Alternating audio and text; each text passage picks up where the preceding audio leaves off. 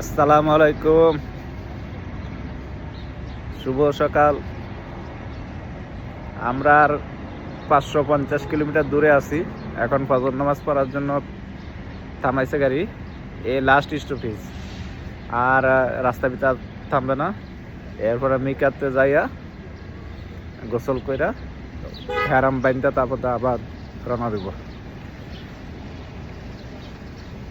এখন বিরতি টাইম চলতেছে, আমরা যাব। আর রাস্তার ভিতরে আর কোনো স্টপেজ নেই। আর 550 কিলোমিটার বাকি আছে। আমরা ফজরের করি। এখন আমরা অপেক্ষা করতেছি গাড়ির জন্য। গাড়ি হাওয়া নাই টায়ারে, ওইটা চালার জন্য গেছে। দোয়া করেন সবাই আমাদের জন্য, আমিও দোয়া করি সবার জন্য। আল্লাহ হাফেজ।